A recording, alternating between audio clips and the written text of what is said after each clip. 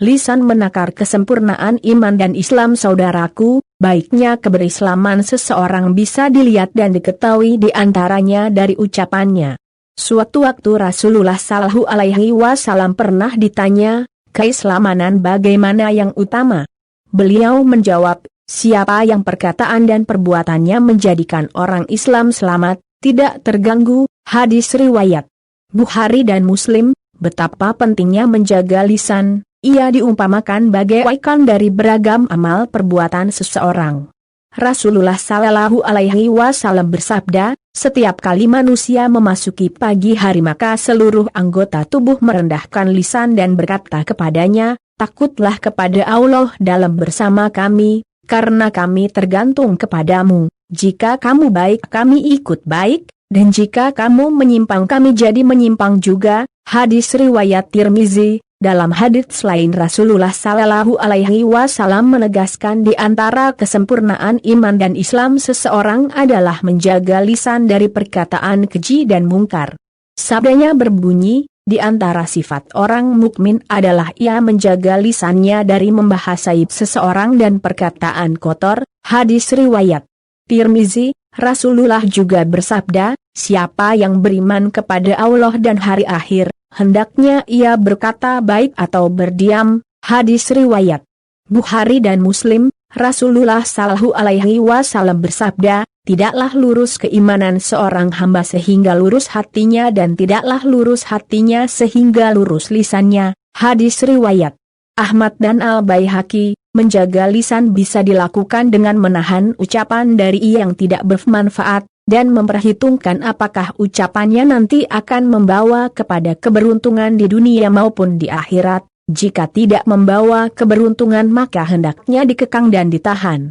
Bahkan lisan merupakan gambaran apa yang ada di dalam hati, sebagaimana berkata Yahya ibnu Muwash, hati merupakan bejana yang akan menumpahkan isi yang ada di dalamnya. Sedangkan lisan adalah lubang jalan keluarnya, maka lihatlah seseorang tatkala bicara, lisannya akan menumpahkan isi hatinya, bisa jadi manis, pahit, jernih lagi dingin, dan seterusnya, dan senantiasa menuangkan isi hatinya dengan gerakan lisannya. Hadis riwayat Abu Nuaim, berkata Anas, tidaklah lurus iman seorang hamba hingga lurus hatinya, dan tak akan lurus hati seorang hamba hingga lurus lisannya. Hadis riwayat Ahmad.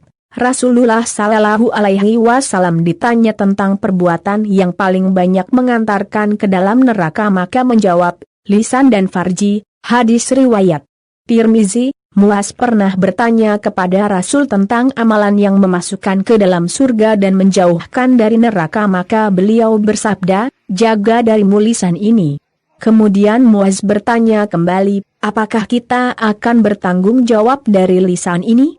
Maka Rasulullah bersabda, ya, kelak manusia akan ditelungkupkan di dalam neraka lantaran hasil dari buah bibirnya. Hadis riwayat Tirmizi. Saudaraku, merupakan hal yang aneh, manusia mampu menjaga diri dari memakan haram, mencuri, minum khamar, berzina, dan sulit baginya menjaga lisan. Bahkan seseorang terpandang dalam agama, zuhud, rajin ibadah ia merasa sulit untuk mengekang lisan, hingga terucap satu kalimat yang tanpa sadar menyeret ke jurang neraka lebih jauh antara timur dan barat.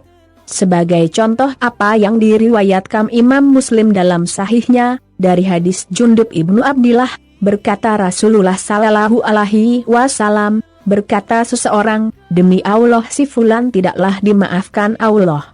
Maka Allah berkata, siapa yang berani berbuat lancang kepadaku bahwa aku tidak mengampuni si fulan? Sungguh aku telah ampuni fulan dan aku gugurkan amalnya. Orang yang lancang, lihatlah, orang ini ahli ibadah sepanjang masa, akan tetapi dengan satu kalimat seluruh amalnya sirna dalam sekejap. Rasulullah Shallallahu Alaihi Wasallam bersabda, sesungguhnya seorang hamba berbicara satu kalimat yang diridai Allah, tanpa ia sadari Allah angkat baginya beberapa derajat, dan seorang hamba berkata satu ucapan, tanpa ia sadari membawa murka Allah, hingga ia dilemparkan ke jurang neraka. Hadis riwayat Bukhari Muslim. Lisan menjadi kunci keselamatan sekaligus sumber malapetaka. orang yang menjaga lisannya dengan berkata jujur, bertutur santun, serta hanya berbicara kebaikan akan selamat di dunia maupun di akhirat kelak. Sebaliknya, lisan yang berkata kotor cenderung menyudutkan, merendahkan, menghina, apalagi memfitnah, dan mengadu domba akan mencelakakan. Rasulullah Shallallahu Alaihi Wasallam pernah bersabda, setiap ucapan Bani Adam membahayakan dirinya, kecuali kata-kata berupa amar ma'ruf dan nahi mungkar serta berzikir kepada Allah. Hadis riwayat Tirmizi. Hadits ini menunjukkan rentannya penggunaan lisan oleh seseorang. Saudaraku, ibarat pedang bermata dua, lisan bisa menyelamatkan sekaligus membahayakan. Dalam kamus keseharian, sering kali kita mendengar pepatah mulutmu harimaumu, lidah tidak bertulang, begitu kata para jenaka yang diabadikan dalam sebuah lagu. Bentuknya elastis, lentur, mudah digerakkan, menjulur kemana saja yang dikehendaki. Namun, setiap kata yang dikeluarkan punya dampak sangat besar. Saudaraku, tak ada sesuatu yang lebih tajam dari kata-kata. Begitu juga belum ada yang mampu menandingi kelembutannya. Bahkan, hal ihwal paling suci, seperti Al-Quran dan kitab lainnya, pertama kali disalurkan lewat lisan. Saudaraku, manfaat dan bahaya lisan tidak hanya berlaku bagi si empunya. Terhadap orang lain dan lingkungan sekitar juga sama. Begitu banyak orang yang hidupnya hancur akibat ocehan lisan saudaranya. Ocehan yang berisi fitnah, tuduhan keji, atau makian sumbing tanpa dasar yang dibenarkan. Tiba-tiba dalam waktu sekejap, yang awalnya dipuji kemudian dimaki, awalnya dipuja lalu dihina, awalnya dihormat lantas dilaknat. Tentu saja, orang yang berbuat demikian kadar keimanannya compang-camping. Nabi Shallallahu Alaihi Wasallam bersabda, tidak akan lurus iman seorang hamba sebelum lurus hatinya dan tidak akan lurus hati seorang hamba sebelum lurus lisannya. Hadis riwayat Ahmad. Bahkan, pada taraf tertentu, orang itu tidak dapat dikatakan beriman. Rasulullah Shallallahu Alaihi Wasallam bersabda, yang disebut muslim adalah orang yang lisan dan perbuatan tangannya membuat orang lain aman dan selamat. Hadis riwayat Muslim. Karena itu, sejatinya sebagai seorang muslim, kita harus menjaga perkataan. Sebisa mungkin kita menghindar dari perkataan yang tidak perlu.